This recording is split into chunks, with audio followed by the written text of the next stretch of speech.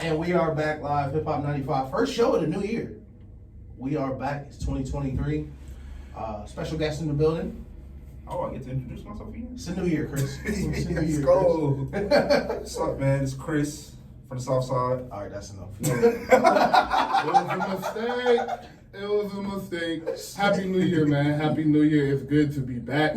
It is great to be back, actually, man. Year 5, bro. That is crazy to say out loud, bro. But year 5, we are locked in, tapped in. Thank you for joining us. We have 2 wrap-up shows from 2022, rap and sports, both live now on all platforms, YouTube, Spotify, Apple Podcasts, so y'all tap into that. And before we start, and Ish gets into his nephew's basketball game, which I'm very excited to hear about because I got some questions about that late. I do want to just give out a quick shout out to DeMar Hamlin. Thank you for pulling through. He's still in critical condition, but the doctor said everything is trending in the right direction. So just continue prayers for DeMar. But before I had my nephew game, we talked about like one of the good things about us not doing the show daily. I am so glad we don't do the show daily. So that there's so much time between what happened with DeMar and then when we come on, because it was very, very scary for everyone that saw it, heard it, like, you know, just a terrible thing all around. For sure.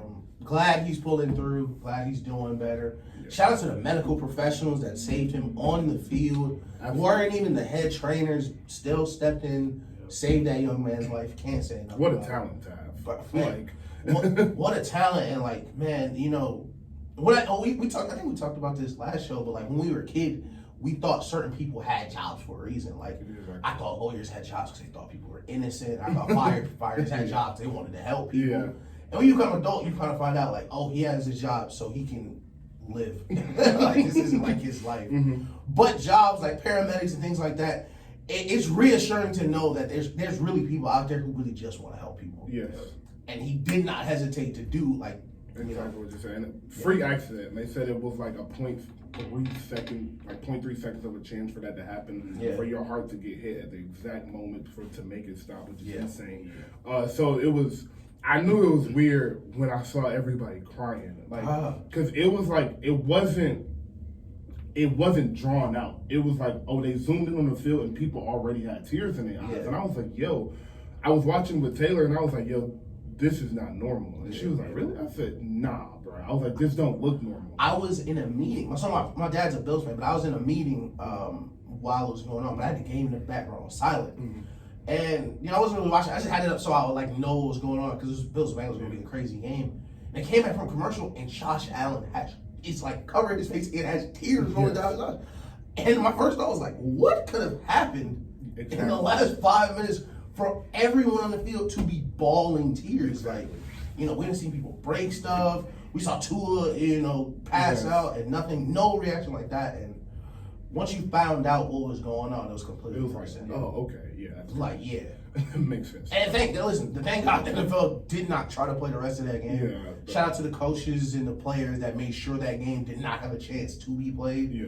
Because, I mean, it's just not that important. No, it's just not. It's really not. Yeah. So, all right, prayers up. Prayers up. So I went to my nephew's Little League game, bro. And my nephew's still on the super young side, right? So I went there with expectations. 6, 7? I think so. Yeah, I think he's 6. Okay. But I went there with expectations that were not met by the Little League. And someone had to tell me that when I was a kid, it was the same way. Because I had no clue it was not keeping score. So that's not the same way. That's not the same way. And I'll put that on everything. Okay. My parents swore to me when I was that age they wasn't keeping score. No. But I knew it was like first play of the game. I'll stop this show right now. First play of the game. I will prove this boy. First play of the game. You know they don't let you do fast breaks, so. Yeah, I knew that's definitely. First play of the game, the other team come down, shoot, miss. My nephew grabbed the board, snag it. He started running down the court, they got to grab him.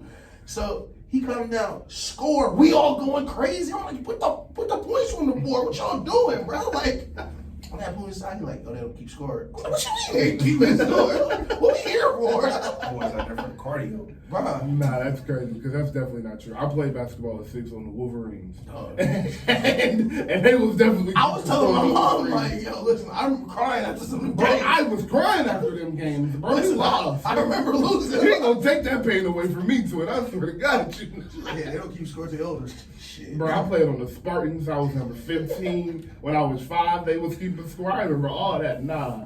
Listen, I'm probably at the age where this generation too soft, bro, because somebody gotta lose. Somebody gotta lose, bro. Somebody gotta teach y'all how to build take character, that. I'm bro. telling you, bro. Like, Like, you gotta learn to in lose, basketball, bro. it's no ties ties in in basketball. Bro, Listen, that's so funny. I don't think baseball's a sport, but they got this saying, ain't no crying in baseball. Yeah, ain't no crying in basketball. Y'all lost. Like, we're not changing the score. But I just wanted to tell that quick story. But what do y'all want to hit first? All right, man. So, big weekend in the NFL. Yep. And we had one game last night. We got to see the best football player ever.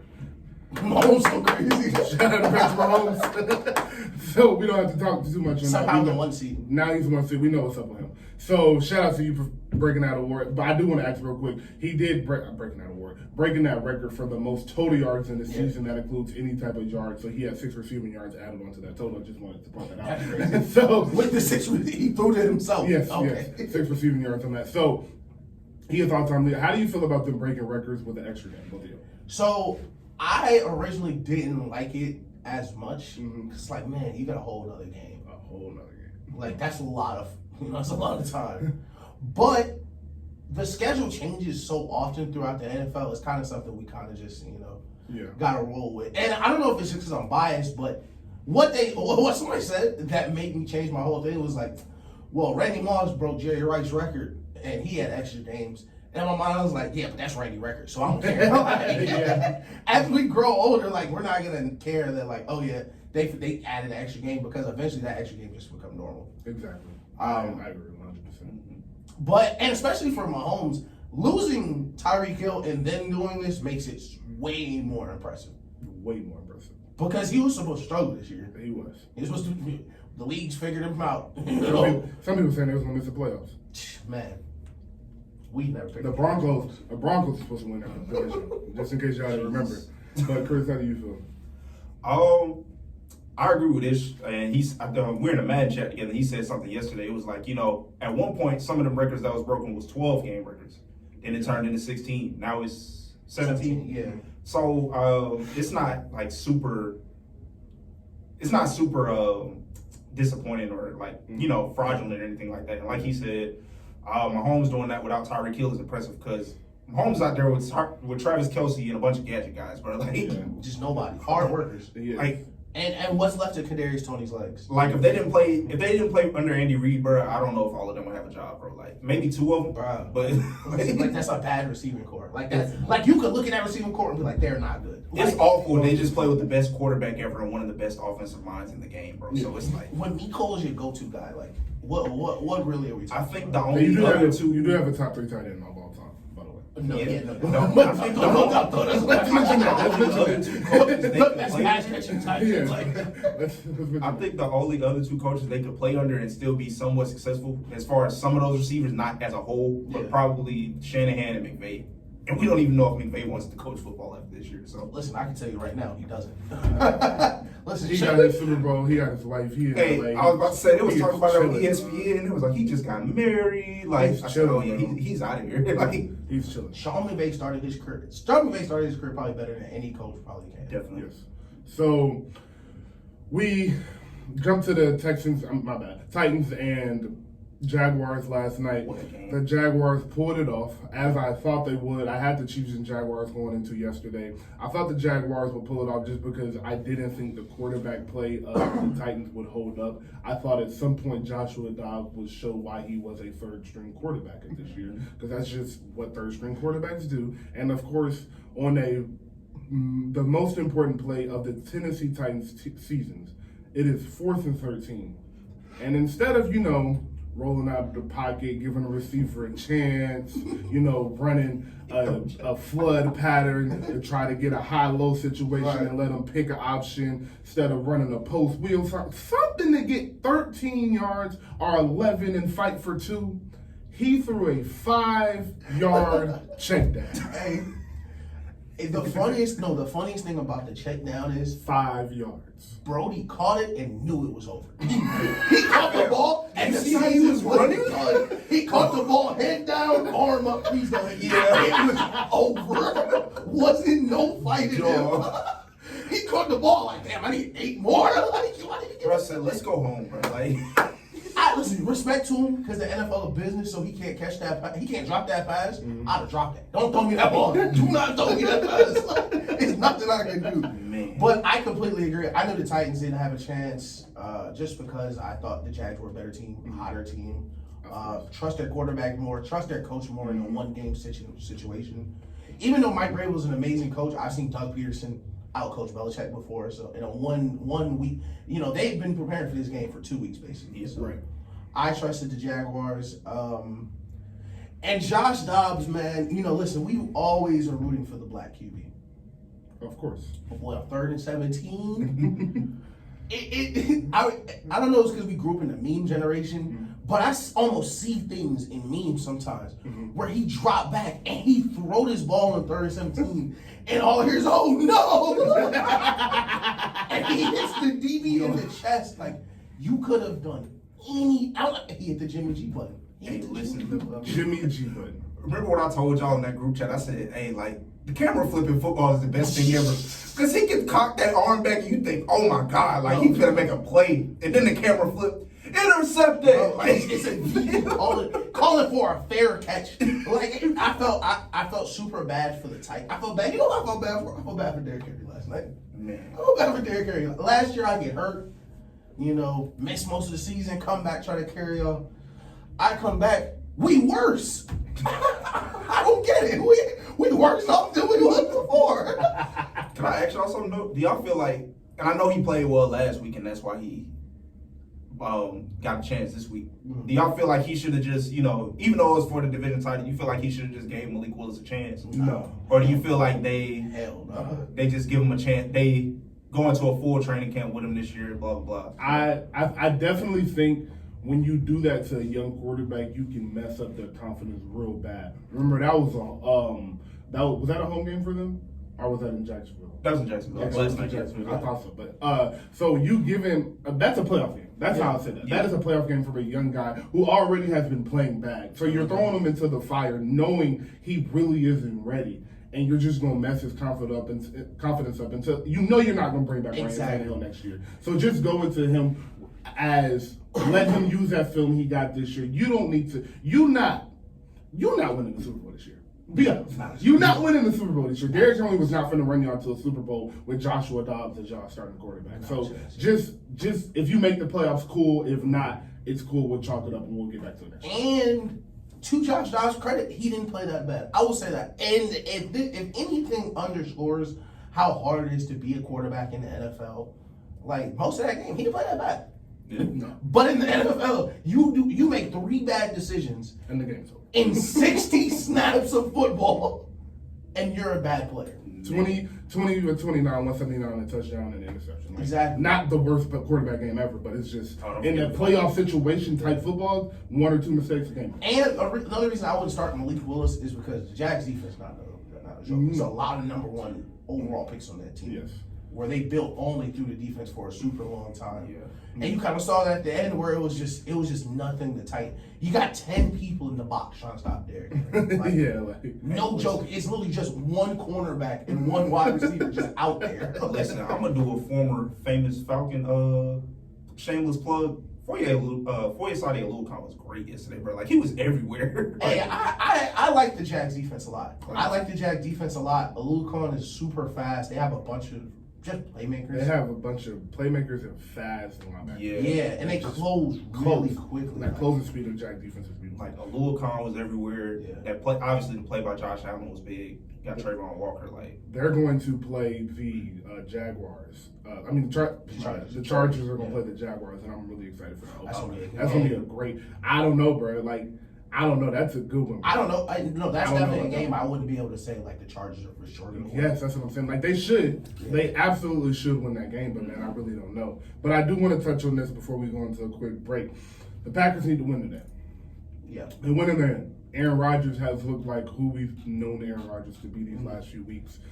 The Packers have looked great. Their defense has been playing up to the standard we were expecting them to when we came into the season. But they have to play their division rivals, the Detroit Lions. Shout out Barry. Shout out to Barry, dog. Shout out to Barry for real. You know, Shout out the Lions have been hot too. Yep. And not only are they hot, they love their coach, and they really love each other. And when you have a football team that feels like they're disrespected as they feel by Aaron Rodgers and the Packers organization, when you feel like they have something to play off, which is the Lions making the playoffs for the first time since 1962. That's not true, but it feels like it. Okay, you might not be too far off. Might not be too far off. So the really big game today. If the Packers win, they get in automatically because the Seahawks, they own the tiebreaker over the Seahawks for the division. So, who do you have today? Packers, Lions. I'm the Lions, but more so I'm the Lions because it doesn't matter. And let me tell you why. Because if the Packers win, they play the 49ers. So I mean, who cares? You know, Okay. it's like the classic case. Like I remember in like the 2017 playoffs. Like I forget what series was super competitive. It's like, man, What year? 2017. It's like, man, you guys are playing y'all life away to get swept next round. Like, Yeah. no matter who wins, Yeah. y'all lose. Yeah. But more so, Yeah. more so scheme-wise, specifically why I think the Packers will lose this game is the Packers still struggle in the red zone to score. Lions one of the best red zone defenses, and the Lions are scoring like 35 a game. And they're doing it in a bunch of different ways, but they're protecting Jared Goff. And if the Packers can't put pressure on him, I don't think they can hold him on the back end long enough to cover the receivers. Because listen, Jamel's back. I'm on Ross St. Brown, who's number 2. Like the DJ Chark, they got a lot of talent sneakily hidden in Detroit. And last, bro, like when everyone, my problem with Rodgers is we're never locked in. Why are you talking about this being your last game at Lambeau? Why is this the focus right now? Yeah. Why are you telling people it's been fun?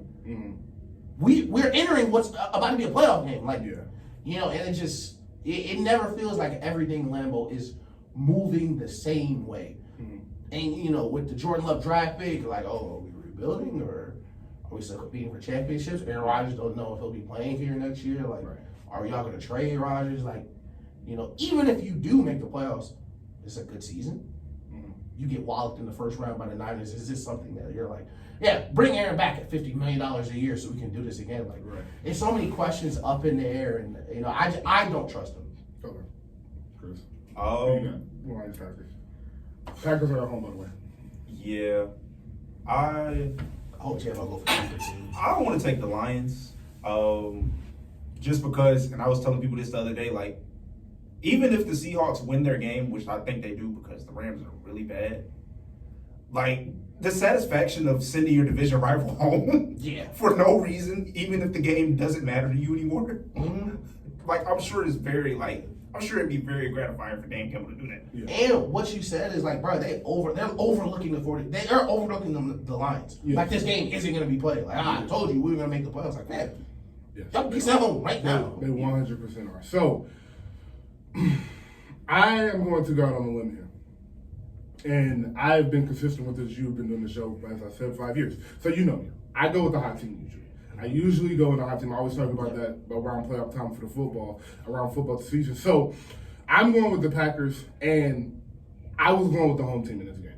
That's kind of what it was. The Lions were home. I will be going with home. I'm going with the Packers today, and I quietly think so. The 49ers and the Vikings have both clinched their division, but they're both 12-4.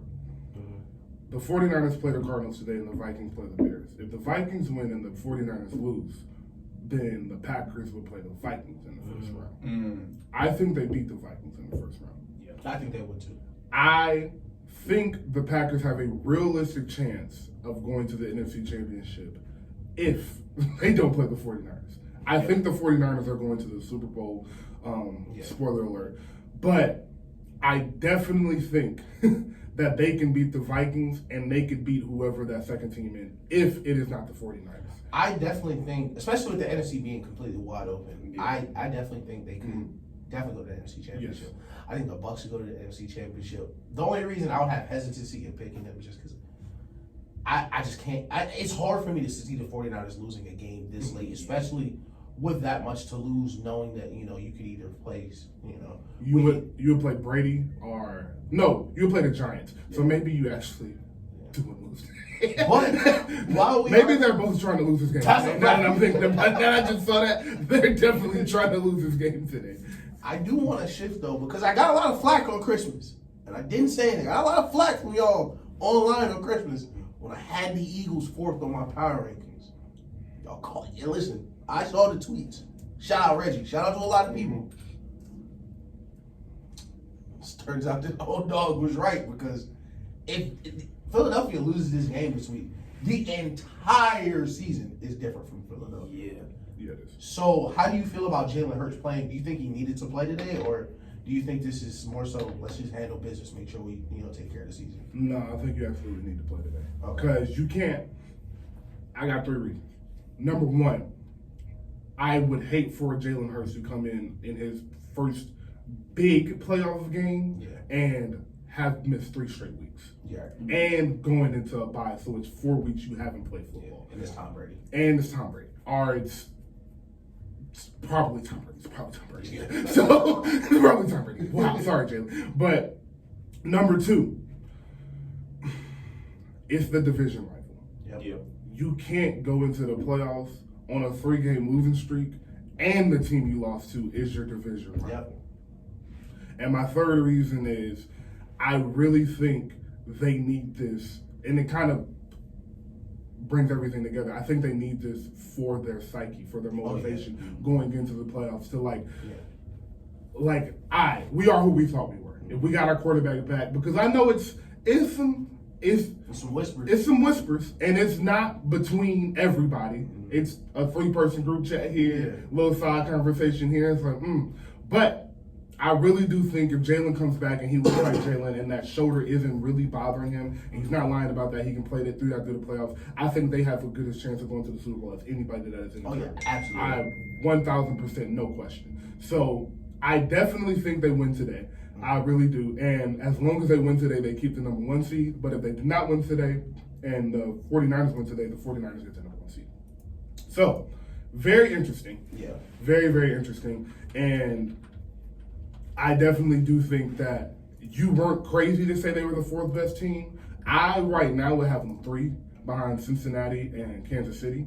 I think they're better than Buffalo. If Buffalo and Philadelphia played on a neutral field, I would pick Philadelphia to win that game. But I don't think you're crazy because you had them before. No, I think right now I have San Fran over them making number 4. I would have San Fran, Cincinnati, and Kansas City.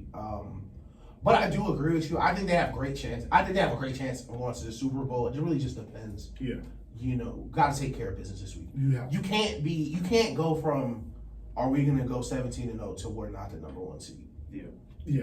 Because then you're one and done in the playoffs. Yes. You are done. So and if you're one and done in the playoffs, this season is very disappointing. Yeah. Very disappointing. And it's some questions, bro. It's some real questions. Because this roster is damn near as good as it gets. Yeah. This is a roster. I think you, because this roster is so good, even if you do go one and done, you gotta run it back. Oh yeah. You gotta run it back. It's not a lot of teams in the NFL you looking at that got a better roster than you. Right. So you going into that next season knowing that. And you do got the Saints pick. And you got the Saints pick, so there's no telling what you can add, or there's no telling what you can trade for with that pick. So I really do think the Eagles are in a good position no matter what happens. But like you said, it's going to be some looking around, pointing fingers if they go one and done in this playoffs after the season they have. Yeah, no. Speaking of things going left, the Dolphins. My God. All right. Life comes at you Before fast. we get into break, man, life comes at you fast, man. First off, prayers up to Tua. Tua, please don't play football again this year, please. So, the Dolphins are 8-8. The Patriots are 8-8. Basically, if the Patriots lose and the Dolphins win, the Dolphins make the playoffs. Patriots have to play the Bills. So congratulations. So, the Dolphins get to play the Jets. So, who you got? What you think's gonna happen?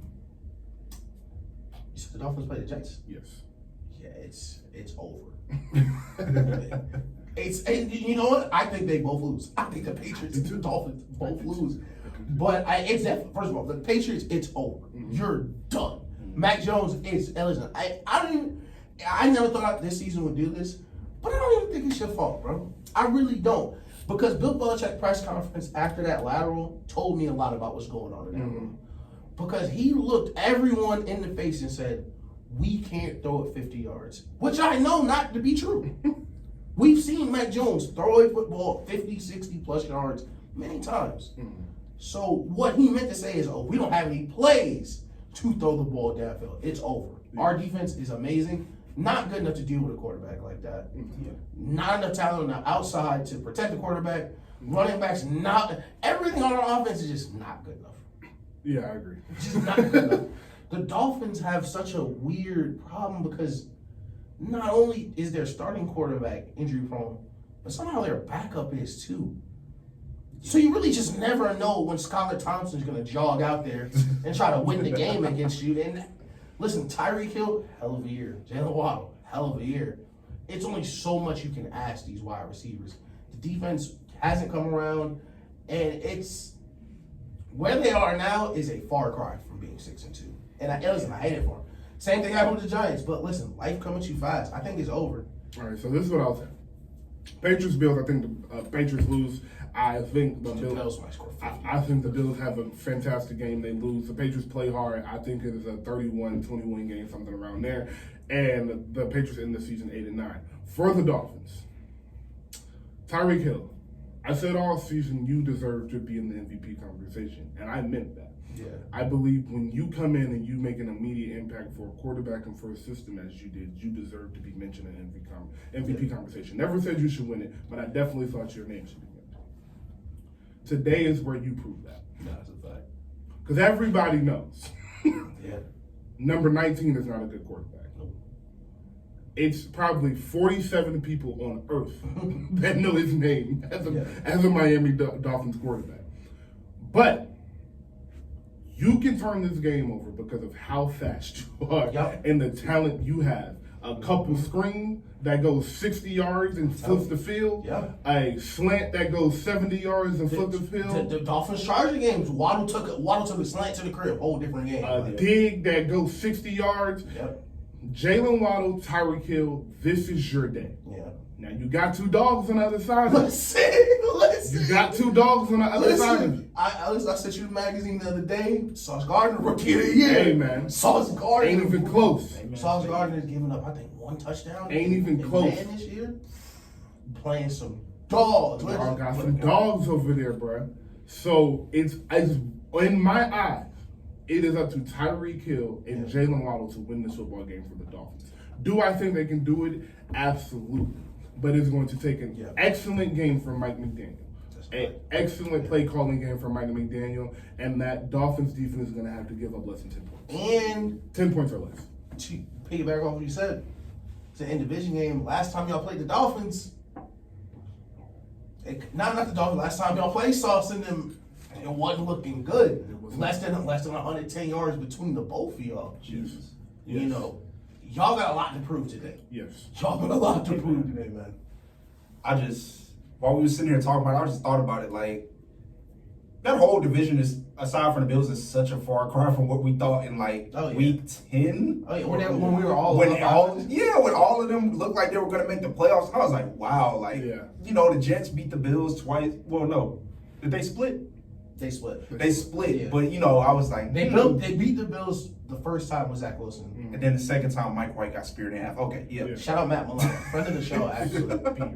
He did get touched. He cut him in half. He got rocked. Listen, that was effectively the end of the Jets' playoffs hopes. That was a season right there. And for you people, that's why I be defending quarterbacks. For you people that be Monday morning quarterbacking people talking that, pull up the video of Mike Milano hitting him, and you tell me what decisions you be making in that pocket. That division is such a far cry from what we thought it would be. They had the ambulance waiting for him, bro. But yeah, two Sauce's credit. Listen, Justin Jefferson, he helped DK Metcalf to his second lowest total ever. Jamar Chase, T. Higgins, it's the names on this. That's crazy. It's One names tub on this that list. entire year. Those are the best receivers in football. Yeah. But let's and he played Diggs twice. That's crazy. He played Diggs and Tyreek twice. Man. That's crazy. That's man. You want to talk about And he gonna have to keep doing it for like what, the next 5-6 You want years? to talk about earning your paycheck? Real quick before we go into break, is he the best corner in football? Yes. Is it okay to say that? Yeah. I don't know. I think 2 of the 3 best corners in football are rookies. Who? Him and Woolen are. Woolen, okay. Because Woolen, I think, still leads the league in picks. And Woolen play real life football like Matt, where he do the thing Deion used to do, and I don't see corners do this a lot. Champ used to do it. Stephon Gilmore does it, and what's the guy in Baltimore with all the pick sixes? Marcus Peters does it, where they forget their assignment. Yes. And then you release the ball, and somehow they're already on the way to it. Yeah. And Woolen is such what's so He a freak scary. athlete. What's so scary about Woolen and Sauce is like the really elite corners back in our day, technical masters. At the line, perfect hands, perfect footwork. They talk about Revis. There's nothing you can do that he's not going to mirror. And Woolen's 6'4". Sauce Gardner's 6'3". And they run it just as fast as you now. Woolen, former wide receiver, they playing a different game. That's out there. terrible. It's terrible. It's terrifying. They're playing a completely different game out there for real. Like Woolen early in the year picked off a dig route on T.J. Hawkinson from the free safety position. Jesus. Like pick 62. So I think it's a bunch of rookies that are like. Patrick Surtain. This is He's second got year. working. Yeah, But that's why I had It's some super young Yeah, corners. PS2's been crazy. I He's feel bad for been PS2 incredible. too.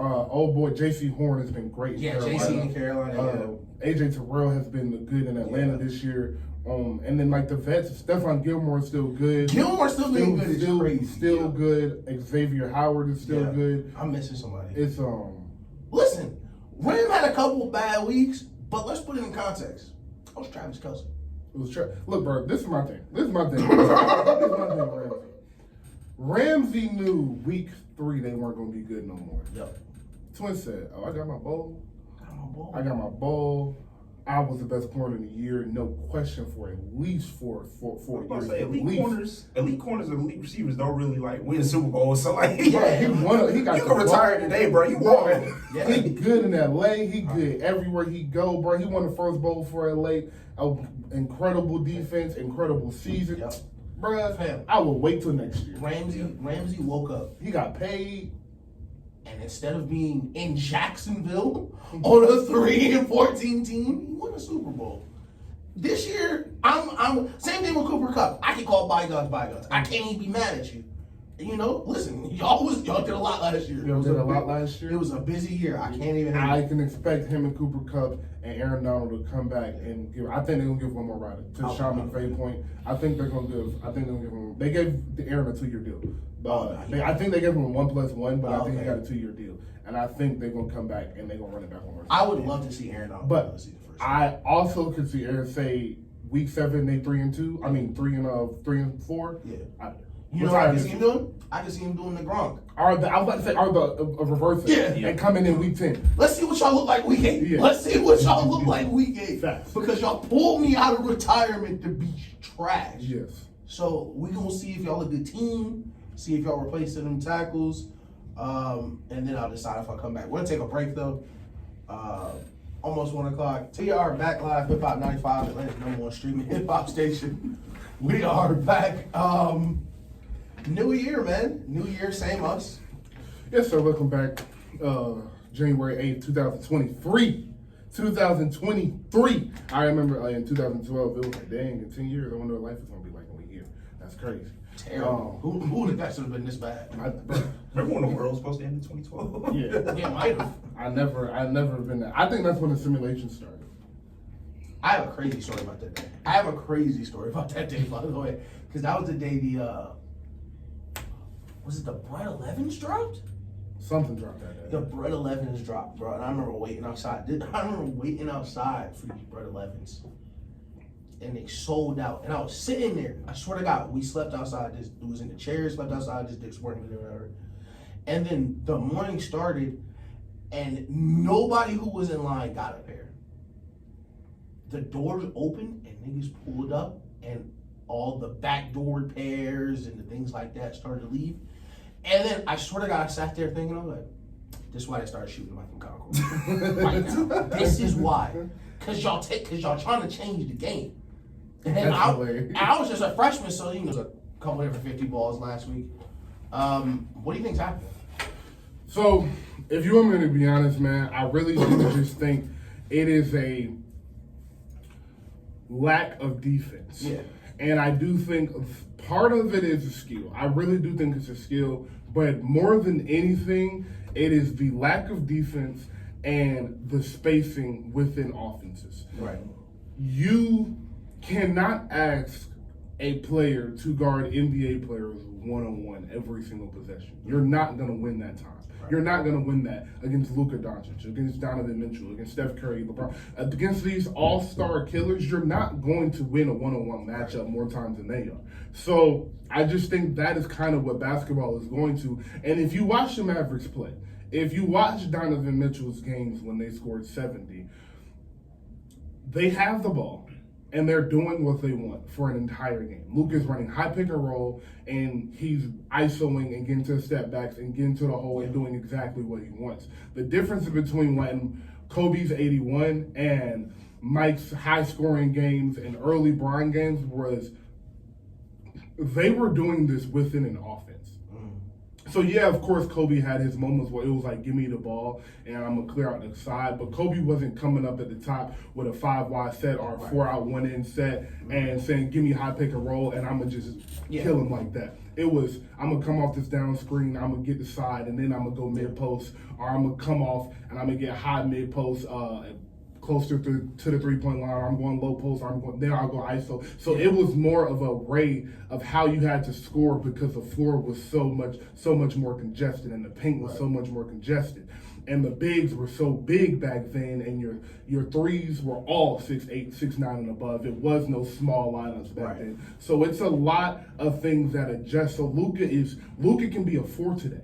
So it's like your 4 is playing point guard. That's why LeBron is so still able to play at this level and at this pace, because he's already bigger and stronger than all of you. Yeah. Not only that, he knows the game and he's mastered every facet of the game. Yeah. So he's going to be able to play as long as his body will let him because of how spaced out the game is. I just want to shout out LeBron for that running baseline fadeaway that he's starting to do. Shout out to him. That is crazy. That's a $1 billion shot. It's $1 million shot. That's a $1 billion shot. That's a $1 billion That's not a regular jumper. Shout out to Bron, bro. So turn down the layup. Like, nah, I'm going to throw the fadeaway up. Bro, just throw the fadeaway up just because I can. But to your point, I definitely agree. And I think right now, especially this type of NBA, because of the way this floor space, a couple different things. Games get out of hand super quickly. With the amount of threes these teams are shooting. One team get hot in a quarter. They rattle, like the Mavericks, that's half their games. They get hot for one quarter, we straight. That's why the Mavericks going to win playoff series. Exactly. And teams are more comfortable with, especially because we've moved away from the super team era where everyone kind of has their own team. Giannis has his team. Luka has his team, where these teams are comfortable, like, yo, Luka, go do it. And that's just it. Yeah. And so it's a lot of, I think my best player is better than your best player until the playoffs come around. And you got to see that player 2 times in a week. And now we know every single move you're even thinking about. Yeah. So I really do think the product isn't really suffering because a lot of the games are still competitive. I do think we see more blowouts. And I think in this day and age that we are now, you would rather a 134, 128 game than you would a 78 to 85 game right now. I think that makes for a better product, especially because you really are trying to keep up with the NFL. You know, it's literally impossible for basketball to be more important than football in America. It's just not. It's never going to happen. Right. But basketball, compared to their business talk and their business model, it is on par and is bringing in the same revenue that they should be on par with the NFL, basically. Yes. So in order to keep doing that, I think you kind of got to match the NFL. You see the NFL is doing the same thing. It's more passing. Right. These quarterbacks are throwing the ball 55, 60 times a game. Yeah. Patrick Mahomes has had 40 touchdowns every season, which is unheard of. It used to be like, damn, you got 40 touchdowns? Yeah. Now it's just like Josh Allen, Patrick Mahomes, and Herbert going to start doing it regularly. Like, it's just a regular thing now. So I really do think it's just kind of where sports in general is going. People just want to see more points, more faster pace. But when you get the product in the playoffs, it's still the same. And that's what I was gonna say. What I don't mind is, especially in a regular season, a lot of people will, especially because I'm such a big Steph Curry guy, and I've done this. You know, I've opened this 8-bag before. Like, all right, cool. He scored 60, 20 of them free throws. Like, all right, that's cool. You know, like Steph don't need no free throws, things like that. But what I still enjoy is in the playoffs, they just don't call it. And that is something I can live with. In the regular season, y'all gonna do all this ticky-tack stuff. I'm fine with that as long as when April come, you're not getting that call, Joel. Nope. Get up. Get up. Run back on defense. And that was Marcus Smart problem in the finals. It's like, you're not getting that. It's game 5, bro. You should have figured this out. They're not calling that flop. Listen, after the finals, we had 2 criticisms of the Celtics. Take better shots, stop turning the ball over, and stop falling. Stop falling. The play isn't over. Stop falling. Stop falling. So, but yeah, I really do think the NBA is in. I think it's in a good space. I think it's really just the display of skill is at an all-time high, because if you listen to KG talk, or you listen to Paul Pierce, or all the old guys, Stat 5, I shouldn't have said that. Steven Jackson, Matt Barnes.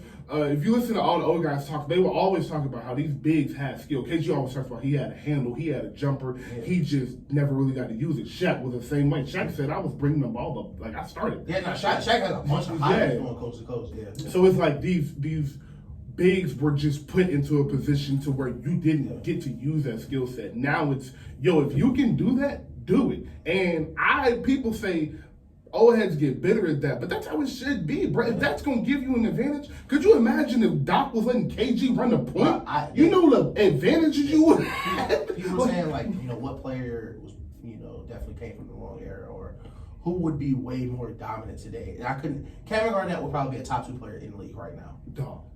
Not only what he could do offensively, but KG really used to switch 1 through 5 on defense. And his only problem was, and it was so crazy how time changes, was the knock on KG was, he's too tall. He's not tall enough. He's too short. KG's 6'11". He's too short, bro. He's too short. He can't stop Shaq and Dirk and these Giants. He get drafted in 2012, bro. He'd be the best big in the league. He'd be the best big in the league. It wouldn't even be close. Easily. And you know what? Even these bigs crazy. I understand. I'd be bitter too. I would feel like Barkley. Fam, a small ball center averaging 20 and 30. I'd be pissed if I was AI. AI is one for me. Fam. I think about AI in this age. Yeah. I think about Kobe too, but Kobe won 5 championships, so it's like whatever. Yeah. AI, my goodness, bro. You couldn't touch him? When you couldn't touch AI. You couldn't touch him? You couldn't touch AI. Nah. Yeah. And not only you couldn't touch AI, your big 6'8" instead of 7'1" now? I'm telling you. Okay. I can live I feel really bad. We were arguing in the football chat about like top 5 bags or like people handles and stuff. I feel so bad for people like Jason Kidd and Jason Williams. They were like, well, they don't have these stats. Like, well, they didn't run high pick and roll for 48 minutes every game. Yeah. If you would have let Jason Kidd and Jason Williams and people who could really just get on the floor and run high pick and roll for 48 minutes, their stats and highlights would look incredibly different. Like, it's crazy, and that's why you have to. It does frustrate me, because we talk about Nick Wright. We were talking about Nick Wright during the break, and how like his football takes, and first thing first is a good football show, but basketball it gets ridiculous. And one of his things is like, it's just a skill. Like, it's nothing to do with anything else. It's just a skill, man, and it's not. Like, yes, these players are really good, and a couple of them are more. I think the NBA is more athletic than it probably ever has been, as far as just people's jumping ability and things of that nature. But as far as the skill is where it's been. For about 25, 30 years. Like, there's nobody that is just like, oh my God, this is ridiculous. Because Kobe, like, you can tell me Kobe can play in this league. Like, the top 45, 50 players, you're going to tell me Prime Ray Allen couldn't play in this league. Like, shut up. It's not the skill. It's just the game. What they'll do is, so the floor for the skill is higher than it used to be. Yes. But the ceiling is still best players ever. Exactly. Like, the floor, and when we talked about this, the Shaq effect, the floor in the NBA in the early 2000s was lower because you needed to have 3 or 4 unskilled, no-name bigs on your team, so you can foul Shaq 4 times a quarter. So you can foul these other big men 3 or 4 times. You needed to have 3 or 4 players on your front line because teams last night, the Warriors go into a game with Draymond Green and Kevin Ollie, their only bigs. You in the early 2000s, you lose by 50 because they are going to get in foul trouble, and then that's just it. Because the other team still got bigs. So you saw more unskilled bigs. You saw more people like that. But without the need for that, the floor is going to raise because now it's more about skill and shooting. Mm-hmm. But those top echelon of players, those top 50 to 75 players, yeah, they were always going to be great. Always. It don't matter what the rules. Always. Roll the ball out. Doesn't matter how we're playing. AI is going to be able to score. Exactly. AI was dribbling around a football. Like, it don't matter what year AI would have got drafted. He was averaging 30 on somebody. So, yeah, bro. It's amazing to see how the game is played. Do y'all have anybody else whose shoes got drafted in the wrong time? Got drafted in the wrong time. Like, if you could put him in this era. I always say Chris Webber. I think Chris Webber is another one that, oh my goodness, Chris Webber would have been nasty. Yeah. Jason Kidd I love Jason Kidd. I think he got drafted a little bit too early. I think Ray Allen and T-Mac would have been crazy. Also, I just think any of those 6'7", 6'8" guards would be getting off like they are, like Luka is and like Bron is. Now, don't get me wrong. As you just said, the floor has not changed. Yeah. I don't think none of them winning championships. Like, I don't think like Vince Carter's dropping in this league, and just because we think Vince Carter he wins, I don't think it's like that. Yeah. No disrespect to you, Vince, at all. No. But I still think it's Steph winning the championships. Yeah. Bron's still winning championships. Right. Bean's still winning championships, no matter the era we're in. Right. But the numbers would be inflated. Like T-Mac's numbers would look ridiculous. The first player I thought of, funny enough, was some 2K. He hit me on 2K. The original Sabonis. Oh yes, his dad. Yes. Well, and it's so funny that people are calling him the original Jokic. The original Jokic, the first big decade. Yeah, but he was 7'2". He was a lot bigger than Jokic. And it's crazy just to think about how certain players would have stood out more. Like, even to take it away from the offensive side, like Gary Payton get drafted today, Defensive Player of the Year at point guard. You just locking up PGs. Like, easy too. And you're the only player in the league doing this. Like, his value would be so much more because, like, all right, Gary Payton, Defensive Player of the Year in the Times, like, okay, cool, but it's not as valuable as someone who would protect the rim. Nowadays, a lot of teams would prefer an elite generational perimeter defender as opposed to a rim protector because of the foul trouble and the things that come with that. I'm glad you said that because when you were talking about the floor of the NBA, another reason for that was because you had Ray Allen, Tracy McGrady, Allen Iverson, Kobe Bryant, LeBron James, Carmelo Anthony, Dwayne Wade, Michael Redd, Brandon Roy. I could keep going, but I'm blanking. But you had all those. That's 12 guards that you had, and it was another 8 more you had to see. Rip Hamilton, you had to see. So not only were you keeping bigs for Shaq, Timmy, Robinson, Dirk, all of them, you was just keeping defensive specialists on your roster. You had 1 or 2 guys that might give you 1 or 2 threes a game. Bruce Bowen. Tony Allen. Tony Allen might give you a 3 every 7 weeks. Right. But he gonna play defense for 47 minutes. So you had guys that were just there for defense. So you look back on them and you be like, well, he averaged 6 points for his career, but he impacted every single game he played in. So that's another reason the floor just looks a little bit. And you saw the remnants of those type of players when basketball kind of, I don't want to say changed because it's not like, one day we all woke up and basketball is different, but like, Shane Battier was on them teams. Yes, Shane Battier, he was on them teams for a reason. Tavo Cephalosha, they was on them teams for a reason. Yes. Because when LeBron come to town, when KD come to town, you need somebody that's gonna just, okay, I know he finna cook me. Yes. I gotta do everything in my power to make it as annoying as possible. And so you talk about, but the funny thing is, bro, we watched the phase of that type player come out the game. And if I know you guys remember, one of the last ones was Andre Robertson. Yep. There's a few of them still here and there, but for the most part, they're phased out because you have to be able to shoot because of how you're at such a disadvantage on offense if you don't have a guy on the court that can shoot, unless you have Steph Curry and Klay Thompson. Now let me flip the question. A player that would be much better in the early 90s, 2000s, and I will start Oh, good. Ben Simmons. Yes. Yes. He don't need to shoot. He's 6'10", Go to the best rim. defender on the court, going to the rim every Crazy play. handle. Yeah. Ben Simmons would never be treated the way he is today because the analytics nerds have ruined that type of player where they think, oh, he can't shoot, he can't be on the court. Everybody got to shoot. We need stretch bigs. Sometimes we got to box out. Sometimes we just need a board. Sometimes we got to block a shot. I think.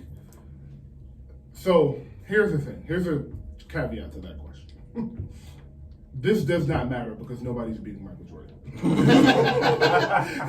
So let's get that out of the way. Nobody in the 90s is beating Michael Jordan, no matter who I say. But pretend Michael did not exist in the 90s.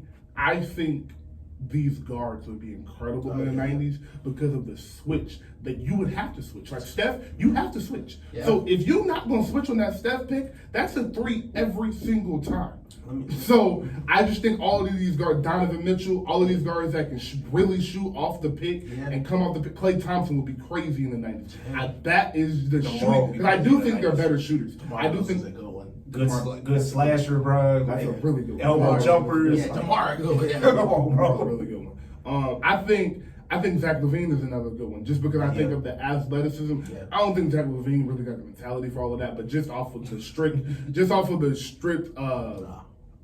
of his athleticism and his game, I think if you change his mind on it, he would be great. But I do have another question for you.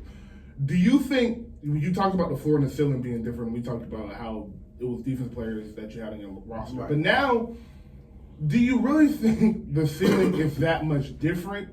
I mean, the floor is that much different, or we just look at the floor differently because now those players that are on that floor are scoring points, because instead of keeping defensive player on your rosters, you're just keeping 3-point shooters. So now you're average. You see this guy that don't really do nothing else, but old boy from that came from Bertans. Same place. Yeah. Same. I don't think like his floor much different than Tony Allen. He's just a shooter. So he look a little bit better to other people because he's shooting the ball instead of just playing defense. I think the way the game has changed, I don't think skill-wise, like if you took the player like Bertans or a 3-and-D player like Robeson, I don't think, like if we were to say 2K rating, I don't think one's like super high than the other. Yeah. But with the rule changes, it's more impactful. It's like a super fast receiver in football. Okay. I like that. Because at any moment, if Matt Ryan for the Lakers catch fire, he's your 11th player. But if he give you 18 on some threes you didn't expect, that can change your whole game. I love that point. So I think more teams are willing to risk having a make or miss shooter. And we saw this, I'm going to pull a crazy name out. Shout out Steve Novak. Steve Novak was the one that came to mind. Steve Novak was one of the first guys. Boy. We saw step on the court, and he's not doing anything but shoot. He not playing no defense. He not rebounding. We are going to shoot the ball. And he was one of the first people to really solidify that as a role. Because I remember even when he was starting to play, people did not like it because he's not contributing to anything else. Yeah. But as basketball has changed, teams shooting 63s a game. Like Stephen Clay was out, and they shot 55 threes somehow. Still, and crazy Carmelo ruined that team. Shout out to Melo for that. Shout out to that's Carmelo ruined Lynn Sandy because he was jealous, dog. That's insane. That was a good ass team too. I will say though, to your point, another shooter, Atlanta Hawks' own Kyle Korver, was another kind of starter of that. If you guys don't remember, Korver had a very long, I think an 18-year career, but early years when he was playing prime Kobe and prime Bron and all of them in the late to early 2000s, he was actually a defender. Like, he was a defender first and a shooter. But as the NBA started to shift and he got to the Hawks and got a little bit older, got to Cleveland, he was just a shooter. Yep. So, and I think you're right that you just kind of, so we'll take Tony Allen, for example, because I think he was one of the probably 5 best perimeter defenders ever. And Kobe, always said Kobe said that was one of the toughest matchups. So you look at Kobe and Tony Allen, and then you take, we'll say, like you just said, we'll take Steve Novak. And you take Steve Novak and place him on the team now, and in the playoff series, he's on the Mavericks. Perfect. He's on the Mavericks playing Luka, and they're playing the Warriors. and he helped Luka that night and give him 17. He gave him 21 on 7 threes. Yeah. Same thing. You dropped Kobe in 2009, and he playing Tony Allen in a real important series, and he hold Kobe to 7 of 21 shooting. The thing is, it's only one shot for Kobe. Yeah. And that can make your whole game be like, well, thanks, but Exactly. he's made the shot. With the shooter, it's like all of them shots was important, and now Luka can take us home, so you did your job. So that's why the impact is just a little bit more greater. And defense just so hard. Defense just so hard. It's like Tony Allen. And you know what? People ask, what are your favorite finals performances, especially after Steph finals performance? And I always say Kobe finals performance against the Celtics gets overlooked for so many reasons. Team-wise, all that stuff. But schematically, to be face guarded by Tony Allen for an entire series with a broken finger, with Kevin Garnett protecting the rim, And Kendrick Perkins. and Kendrick Perkins is an insane level of difficulty. And you're not, and it didn't matter. And that's why people are like, we might as well get the shooter anyway. We might as well get the shooter anyway. Because if he's going to make these shots, like think about the Orlando Magic series. Michael Petrus, love him to death. Shout out Jabari, Orlando Magic fan. Michael Petrus trying his heart out, bro. Like, he doing everything. He undercutting Kobe, got his hand in his face. You can't, does not matter. Imagine what that does to your confidence. Imagine, like, bro, he can't see the rim. And it's just, and you said, and I know it's got to be a very humbling experience, Man. because there's nothing you could do. Yeah. So you're seeing teams more willing to be like, yeah, we'll get Davis Bertans just $20 million.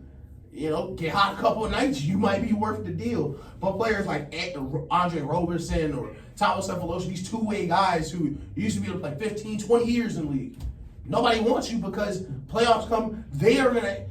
What's happened is they used to be people that were invisible in a way. Mm-hmm. You're only going to see me on defense when times that matters. But NBA defenses have changed so much where they choose who's going to be in the spotlight. Mm-hmm. So you don't want to shoot, we're going to make you shoot. Yes. We're going to make it so obvious that you're open that if you don't shoot, now it's a problem. Yes. Because we're just not going to guard you, bro. Man. We'll leave you in the corner the entire game. And every time you miss, it's going to get a little lonelier. The crowd will get a little more mad. And if they do it long enough, ask Westbrook, you won't stop shooting. Facts. Because the crowd will tell you to stop. I don't know if it's our basketball ignorance because we're just not older, but I can never remember a crowd seeing someone catch a ball and go, no, don't shoot it. Josh Smith. Oh yeah, shout out Josh Smith. Shout out Josh Smith. That's the first time I saw it, was when Josh Smith used to catch that ball in the wing and started going up. No, boy, they used to be mad at Josh. The Highlight Factory was so crazy. That was such a crazy time in Atlanta, bro. That's another Joe Johnson and Josh Smith would be crazy today. I'm so, listen, we have more time. I'm so glad you said that because I was watching a highlight video yesterday and I wanted to pose a question on here. If you could only watch highlights, what player would you put in the Hall of Fame?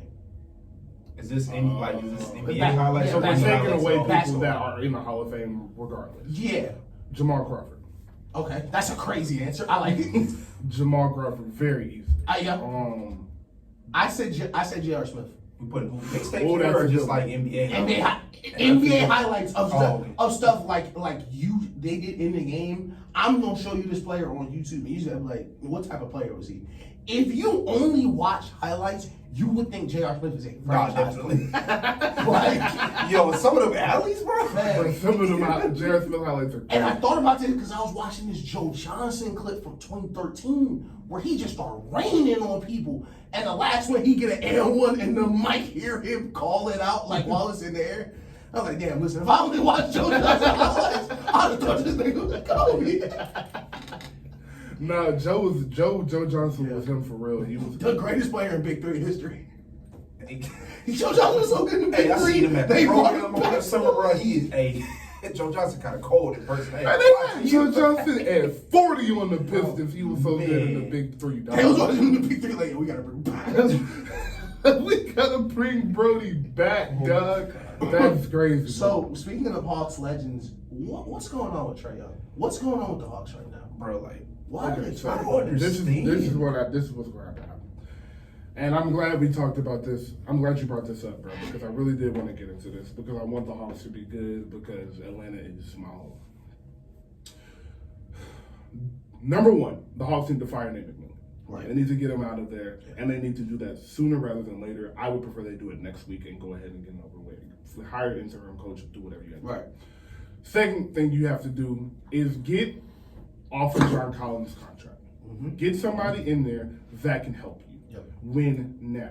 Because this limbo that you're in is a pointless place to be in the NBA. Either tank and try to get a draft pick or make a move that makes you a real threat in the East. Yeah. Because there are so many threats in the East, you need a guy bigger than John Collins, bro. Capella is fine. I like Capella. He is a experienced vet. He doesn't make mistakes. He catches lobs. He's going to give you 12 to 18 rebounds Playoff every single experience. night. Yep. He's going to play defense. He's good in switching. He is a perfect 5. He's a perfect starting big. Your backup big, I do not want to mispronounce his name, so I'm just going to say African. I know you're 17. talking about. Yes, The African. he is a great backup big. Yeah. AJ Griffin off the bench is really good. DeJounte Murray and Trae Young can be a 1A, 1B option, but that third option has to be a 20-point per game, an 18 to 22 point per game score. Yeah. And it has to be a guy that is over 6'10". Who do you go get? I have no idea. But you have to make a trade to either get a bunch of shooters, and a couple like Shaq type bigs that are just there to play defense, block shots, or you're going to have to get a real piece for John Collins. Those are your only two options.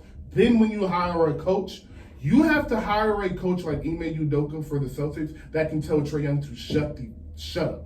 Yeah.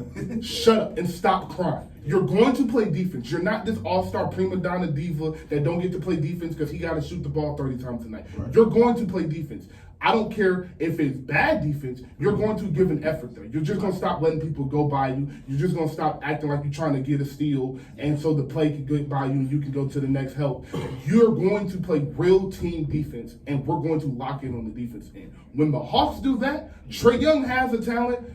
For as long as they're in the game, 6 minutes into the fourth quarter, he can take you home. Right. I believe that wholeheartedly. I believe that is his step for them to stop looking at that Luka trade as lump-sided as it is. You're going to look at that Luka trade as lump-sided as it is, as long as Luka's in the playoffs performing that he is, and you at home crying and not playing defense. Listen, life coming too fast. Life coming too fast. And I Because was you was in gonna the say- Eastern Conference Finals 2 years ago. That's what I was gonna say. That's the best and worst thing to happen to that team. I ain't gonna lie to you. It is. Because it is. It one 100% Philly, is. I will say the Hawks did what they had to do. Like in some aspects, Doc Rivers was out coached. But Philly also pissed that series away. Hey, listen, you don't lose in Game 7 to Kevin Herter and not miss that game. Yeah, bro. Like you pissed that game away, bro. Listen, And then it's like the hate. Hey, it's so funny because all the Hawks games I've gone to, like John Collins plays really good. I don't watch every game they play, but like the hate Hawks fans have for John Collins is hilarious. So to piggyback off what you said, first though, you said a couple good things. First, the 76ers did piss that series away, as we predicted they would, because not only is Doc Rivers a bad coach, but Embiid has struggled in big moments in the playoffs. So we saw that coming. Trae being a big game player, we thought it was going to be a great series. Yeah. What we did not expect was that if Trae Young struggled in the most important game, that they would lose to Kevin Herter. Red Velvet bailed him out. Because Red Velvet for sure bailed them out. But the John Collins thing is, it's amazing how the NBA will parallel each other. Yeah. Because John Collins and DeAndre Ayton are going through the same exact thing. Mm-hmm. On damn near the same exact contract. In the same exact situation for the same reasons we said was going to happen. We said, listen, don't pay them. They had good years. They had a good year as a team. We understand that. But what you can't do is take 2, 3, 4 years of data and say, well, this series is what did it. Jordan Poole didn't get paid because he had a great finals. Jordan Poole got that contract the minute Steph Curry got hurt, and he averaged 30 that month and a half. Yeah. That is when he got paid. So when they make these, rash decisions, the rest of the franchise has to pay for it. And I feel bad for John Collins. You want to know why? Because John Collins didn't pay himself that money. John Collins had to try to get a bag. Yeah, I think like I don't blame him at all. Listen, y'all, I don't blame John Collins 1 minute at all. y'all tweet y'all, y'all cut the check. I think like what Daniel had said too, like they're gonna have to fire Nate McMillan because if you getting this one, the fan base kind of already turning on Trey, and like that's not a good sign. But two, if you get in a situation where it come down to Nate McMillan and Trey, and like you really feel like you got to stick with Nate McMillan, bro, like you setting the franchise back. I've used this phrase very sparingly for NBA teams, but listen. So I am a firm believer that Trey Young's not gonna finish his career in Atlanta. I believe it's just not feasible for. Personally, I don't think the organization is ran well enough to sustain a superstar player like Trey for the things they'll have to do to keep that player happy, because you got to be trying to win. Like Trey Young right now is probably the best player in Hawks history, and they stink. Like he coming off a season leading the league in points and assists. Like his only competition I think would be Dominique, and I mean Dominique and Joe really. And Dom- Pete Maravich if you care, but if you care. But to sustain a player like that, they're gonna need to be competing, and I don't think they're gonna make the choices necessary to do that. But let me say this right now: if Trey Young gets out of Atlanta before the next 2 years, everyone needs to go. Top to bottom, there should not be a member of the front office that should be able to get into that stadium. Season tickets should go for $1, man. For $72. Because, okay, you traded Luka, which at the time, and even right now, is not a crazy trade. If we look at it, Luka's been to one conference finals. Trey's been to one conference finals. Neither has any MVPs. Luka has a bunch of NBA first teams and stuff like that. But for career-wise, you can still kind of, make the argument that it's not that big of a deal. You can justify the trade. But every year, it gets a little harder. The gap grows a little bit more. And it's not because Trey Young is taking a step back. It's because what we predicted, the things around him are not progressing with him. So I think you got to get John Collins out of there as soon as possible. And that third person, you need someone that's going to play defense. Yes. And you're exactly right. We're hiring a coach. I don't know if they want me and Barry to do it. We would. But what you said is 1,000% correct. Is Trey, we don't need you to come out there and be Pat Bev. Right. We don't need you in people face for 48 minutes, fam. You got to do something. But the effort, like y'all saying, can't be questioned. Yeah. And I had this problem with Garland last year. Garland, even when he was an All-Star last year, defense was awful. Positioning, footwork, all that stuff was bad. This year, you can see a specific improvement of, okay, I'm not the biggest guy. My rotations need to be on time. Yes. I can't be late getting to the rim. I can't be late doing these things because I'm not big enough to cover up for that mistake. So just the attention to detail, because Trey Young know basketball. Trey Young been playing basketball for a long time. Trey know what he need to be doing on defense. He knows exactly. I was about to say, and he can't even really use the size as an excuse, because I'll use Kyrie as an example. Kyrie not the best defender in the world, but like he give effort. But yeah, like when he rotates, he really give effort to sit down in that chair, bro. Like he might get a steal or two. I went up here, one of my favorite players to watch in League Pass, Jose Alvarado. Yeah. Jose Alvarado, the littlest dude on the court, playing amazing defense. Yeah. Just because he want to, bro. Steph. Steph. You just gotta want to. Steph run around on offense for 48 minutes and guard every possession. Like literally, you just gotta try, bro. Like nobody's asking you to be like the best defender in the world. And we did cut you some. Listen, those first couple years where it was just you and Kevin Herter against the world, you gotta shoot 40 times in games. I get it. I'll say this though. I think two things. One, Luka gets the benefit of doubt because I don't think his effort, our defense, is better than Trey's at all. Right. I think Luka is bigger than Trey. Exactly. So he gets to guard players that literally just stand on the three-point line. So he can stand on the three-point line, make sure he's kind of to his closeout and go get the rebound. And now he got 20 rebounds and nobody really scoring him because he guarding the worst shooter on the court. Exactly. So he just got the benefit of a doubt. But it really is simply the trade.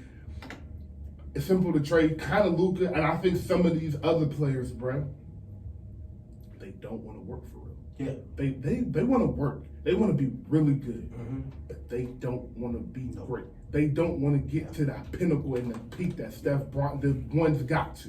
And you know why I know that? It's because to be able to have the offensive skill and offensive firepower that they do, and play the defense that all of these other players we're naming have played at that level, you gotta be in the best shape of some of the people on earth. Like, you have to be in the upper, like, 0.00% of earth as the part of shape you're in. And that's why you see Tatum does it. You can tell Tatum, look at his pause, but look at his body. Look at how he gets after every night. That is conditioning. That is work. Trae Young is not conditioned. Luke is not conditioned. I'm glad you said Tatum, because people don't understand. So for the casual basketball fan, athleticism is connected to defense. They'll look at a player who's not a good athlete and think, oh, he's not a good defender. Or they'll look at a guy who is a really good athlete and think, oh, yeah, he's probably smart on defense. And that's not the case at all. Right. But what I love so much about Tatum is, there was a point in Tatum's career where you could have been Zach LaVine.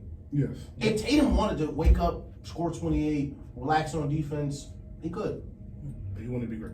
But he wants to be the best player in the league. Literally, I think like the first 2 years of his career, like he was like an average defender, you know. But like the effort was always there. The effort has never been questioned for. But his body changed.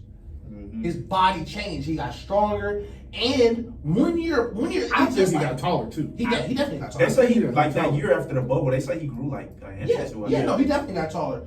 But also, when you're working, same way you working on offense, you got skills, tools.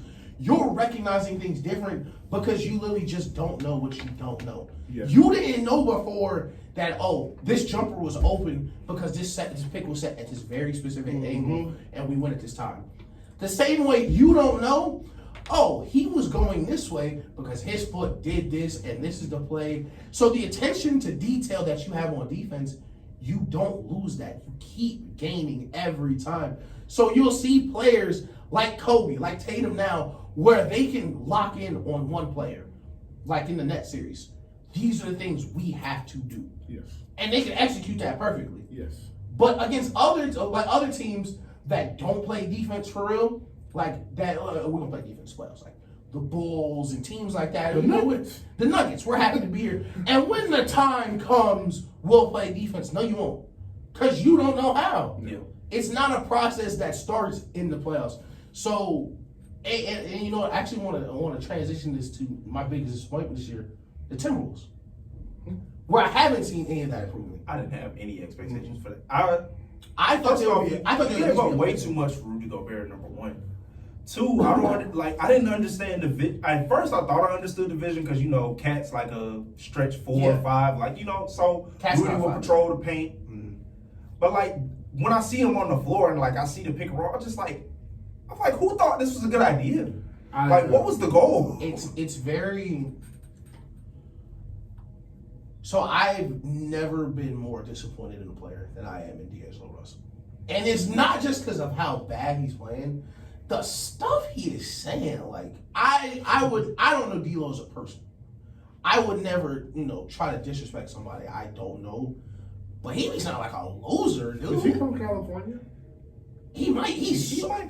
If he's from California, I would explain. Zion out there playing football. You a grown man.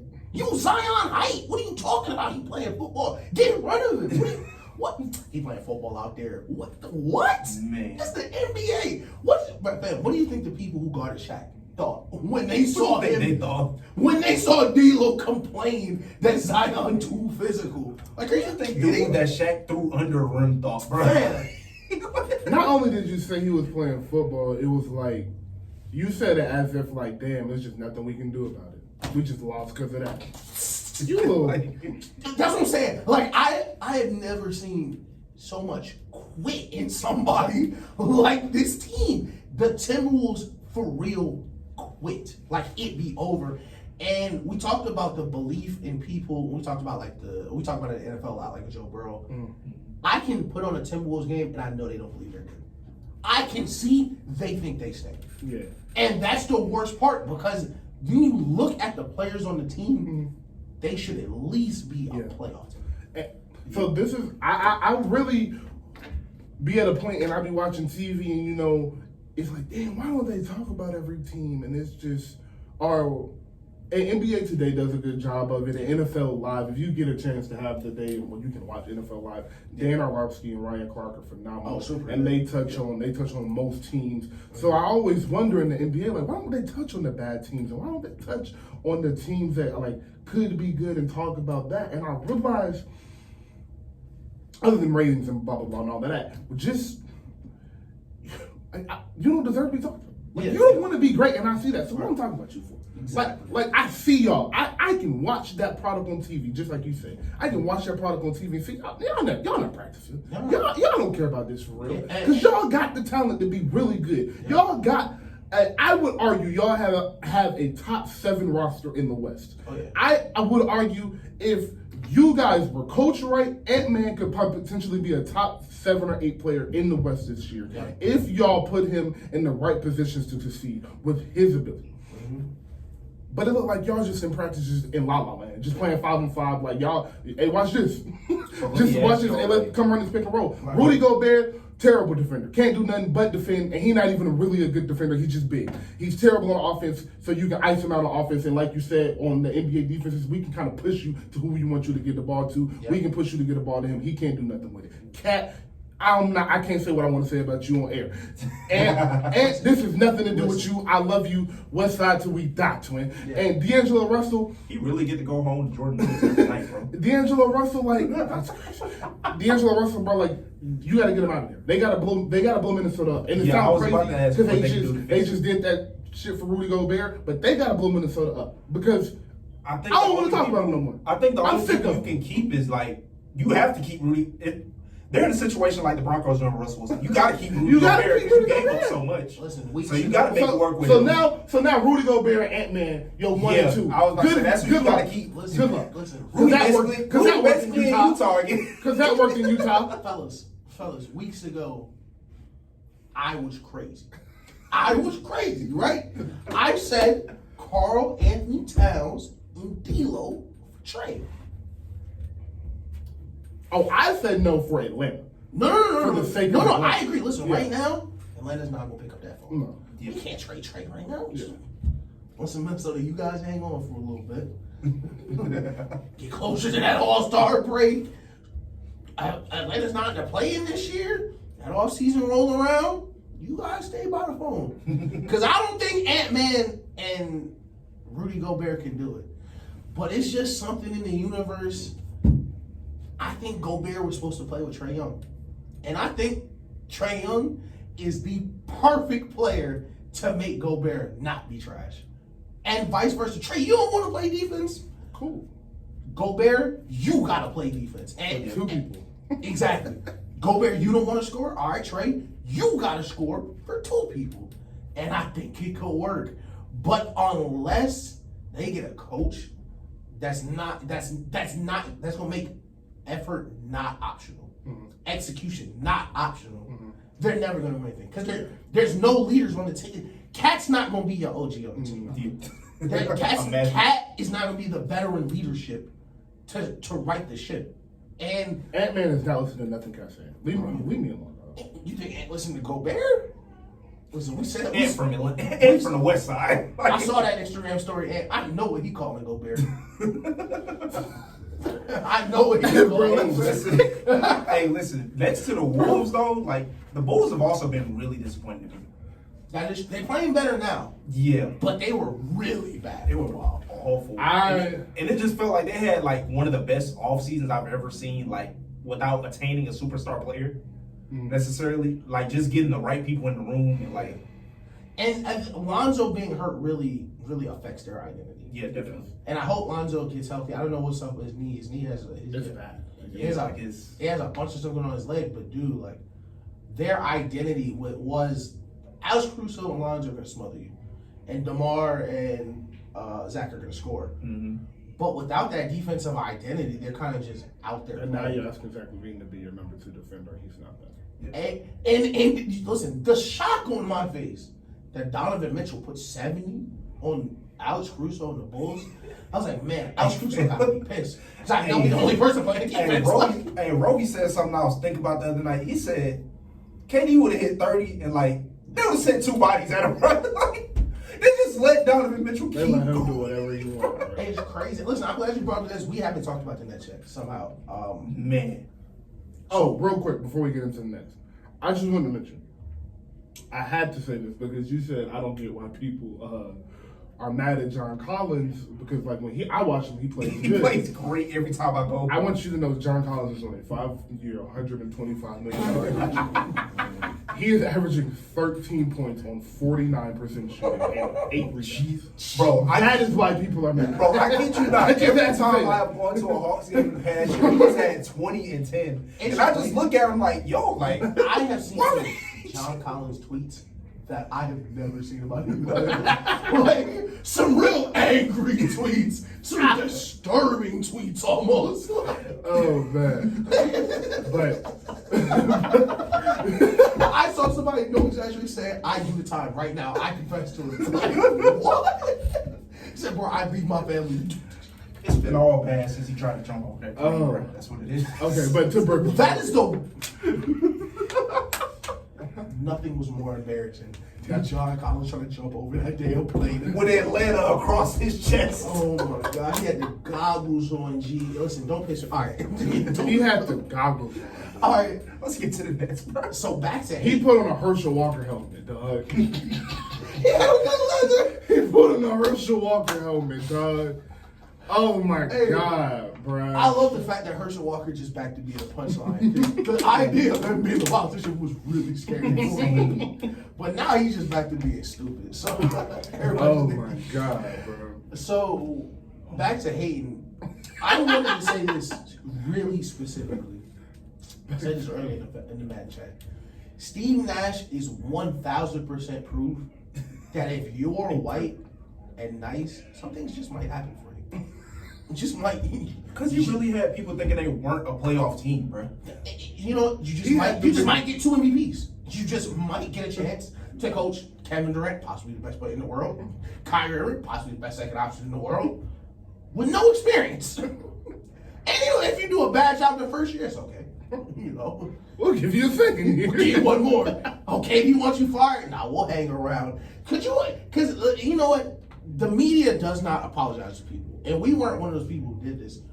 But when Kevin Durant demanded that he got fired, there was a lot of backlash. Yep. There was a lot of little attitudes like, oh, look at KD blowing How teams. could you? You're a player. Listen, LeBron, they got 8 people fired. LeBron went to the finals and still got his coach fired. As he should have. It's insane. Shout out David Black. Hey, listen, Shout out I ain't David gonna lie to Black. you. Because it was some years where I wasn't looking at basketball on a deeper level. I never understood David Black getting fired after going to the finals. Yeah. You don't start Timothy Mozgov in the finals. Oh, Hey, yeah, Bro, that did till happen. this day, there is no That reason did they should have lost that fight. That did We happen. don't have to have this conversation right now, but there is no reason they should have. Matchup wise, it's No it's reason. insane that Mozgov was starting. I know LeBron is mad about that fight. LeBron was averaging 38 points a game. And the only reason Mozgov was on the team is because David Black coached him overseas. Yeah. And there was a connection there. I don't care who you connect to. 38, 15, and 8. It was just, in my mind, I forgot how old I was then, but in my mind, it's like, dang, y'all just fired a coach that took y'all to a championship? Yup. He should have And Kyrie Irving and Kevin Love was injured. Like, Yeah. you know, I thought he would get a little bit of slack. Like, No. They don't win that championship. when they fired him, I don't even think they had a losing record. Was it before the season or did they fire him during the season? I They can't fired remember. him after. They fired him at the beginning of the season. Yeah. Oh, okay. Yeah, Tyler stepped in. And listen, that's Ty Lue. I'm saying, Yep. I don't think they Yep. win. They don't win in 2016 and they keep getting flat for another Oh, year. no. Yeah, that's of they course. do. Nah. But, Brooklyn, What was I talking about? you was just talking about Steve Nash and how he got the job and how. Oh, yeah. And everyone was saying, look at KD. He's a toxic environment. Yep. The literal minute they fired Steve Nash, Everything changed. they became the best team in the East. Statistically, that is what happened. Record-wise, everything. Yep. And it's not, they didn't bring in no new players. They didn't have no superstar. Ben Simmons was already playing. They literally just started playing better. And I don't know if the Nets have a ceiling.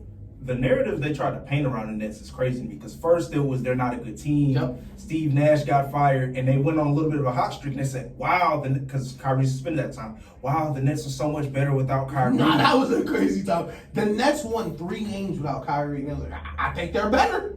And then Kyrie came back and they won like 50. Yeah, and it's just like, Dog. It's. I mean, I really do think that the Nets always were what we thought they could be. Yeah. And we talked about the Nets last year we picked them to go to the finals up until we got into the playoffs. Oh, yeah, they never beat us. Yeah. But we picked them to go. We picked them to go to the finals last year. As long as everything stays as they are now, I think I'm probably going to pick them this year. Yep. And I will say, Kevin Durant requesting Steve Nash getting fired and requesting that trade probably saved the season. Yeah. Because, excuse me, if Kevin Durant doesn't do that, I do not know if they are taking because they're not good this year. Steve Nash is still the coach. No, yeah. So they're probably middle of the pack, 7-8 seed just off the brilliance of KD and Kyrie. And I don't know if that's good enough for Steve Nash to get fired. And if Steve Nash gets fired, this is another first round, second round exit. So I really do think that saved the season. But as far as schematically, I really do just think when you have two juggernauts like this on offense, all you got to do is hold teams down to 120 points. And Nick Claxton is an excellent starting five. He is an excellent starting five, and he gives them the ability to go fake small. Yeah, which is what the Cleveland was able to do when Cleveland was able to do in 2016, and LA was able to do in the year they won the championship. Is go fake small because Braun at 4 or 5 is your small lineup, but that's not. It's not small. Exactly. KD at your 4 and Claxton is your small lineup, but that's not a small lineup. Exactly. So when you are able to do that, which allows you to switch 1 through 5, I would say probably about 2 through 5 for Claxton. It just gives your defense a lot of what is the word I'm looking for? Versatility. There you go. That's exactly what I was trying to say. A lot of versatility, and to your point, we talked about the small guards, Kyrie, Patty Mills, Seth Curry. He's able to hide them. You're able to get beat a little bit more when you got KD and Claxton at the rim for your help. So I just think the Brooklyn Nets are built differently, and I think they needed to get Steve Nash out of there because not only is their defense better, the effort is there. So I just think Brooklyn is on the track. So I'm glad you brought up Nick Claxton because he got to see it through, my boy. Yeah. Because the Jared Allen trade looked so bad for a really long time. Mm-hmm. For a really long time, it was like, man, the Nets really could use somebody. Just blocking shots, just getting rebounds. You had him, y'all let him go. Nick Claxton kind of eases that up because Nick Claxton is one of the best shot blockers in the league now. And not only just Nick Claxton, Royce O'Neal, and what's bro name from the ball? TJ Warren. I want to give all them credit because they are filling the roles a team like this needs. Royce O'Neal, TJ Warren, Nick Claxton, we need y'all, y'all got to be them guys. Y'all got to be them goons, them 3-and-D guys. Get you, y'all got to do the dirty work for real. And not only are they doing that, they are hitting shots too, which is super important. You're seeing in games, they go to TJ Warren on the block if he has a mixed match, or Royce O'Neal walk into an open shot if he is open. And that is important because they need willing contributors on their offense as well. But with Kyrie and KD, they're just, it's just heartbreaking. It's just heartbreaking. I watched that Pelican game. It was heartbreaking. Did y'all watch the end of the Pelican game? So Zion didn't play, no BI. Probably supposed to be a blowout, but KD could not hit anything. That's always funny when the NBA players just can't make a shot tonight. But I'm pulling up middies, it's hitting the front of the rim, backboard, and it's just coming out. KD, you can see him walking down the court pissed. Like he can't understand it. The game gets almost tied, and Kyrie scores 7 straight in the last minute in the game. It's like, and all the shots, awful shots. That is my favorite basketball. Hey, Kyrie got dropped from Nike and everything just changed. Awful shots. Awful shots. You just lose that game. Charge it to the game. Charge it to the game. And they have that capability where their weakness was, all right, them two could really beat you. Mm-hmm. But Steve Nash is going to help you out. They're not going to be too creative with the offense. We're not going to get you in different places. There really no third, secondary offensive movement. Yeah. But what the Nets did, and which I love that they did with Ben Simmons, because he did say it was possible. Mm-hmm. Ben Simmons is not a bad player, is use him the way they use Rondo in Boston, or other great facilitators where no one is going to contest Ben Simmons' passes because no one thinks they need to be that close.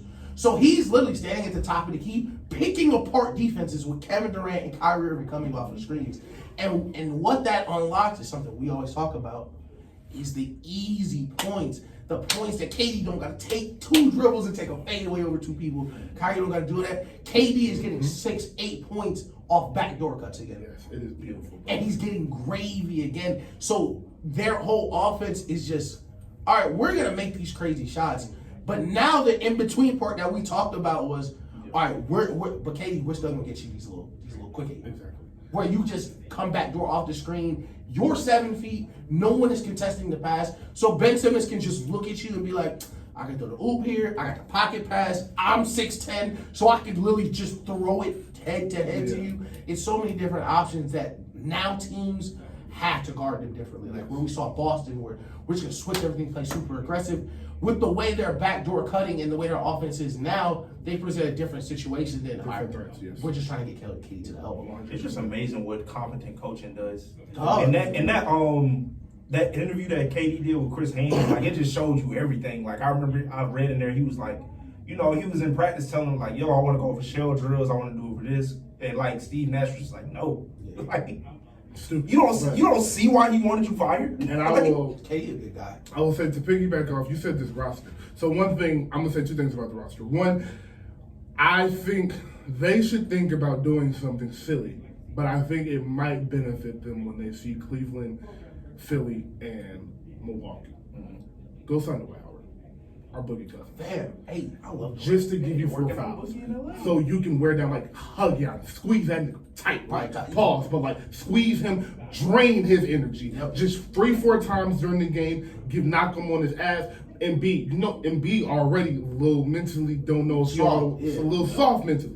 So get him bother him. You know Dwight Howard, he's great at being annoying. Like it's very annoying to watch Dwight Howard being annoying. That's how good he is. That Nugget series? Yes, exactly. So just go in there and do that. I would get Dwight Howard just to do that on the vet minimum for the last couple for the playoffs. Right. But what I love about the Brooklyn roster is my thing is, obviously you have to shoot threes to win championships at this point in the NBA. And what it's looking like, I know the Warriors aren't the Warriors that we're expecting them to be, but they still have the best 5-man lineup in the league. And all they care about right now is making sure Jordan Poole and 3 other players can come off the bench. It's looking like it's probably going to be Jordan Poole, Anthony Lamb, and 2 more players. So really 1 or 2 more players. They're looking to see what they want to do with Wiseman and all of that, if they're going to play Moody consistently or Ty Jerome. So really they're fine. Or PB&J. So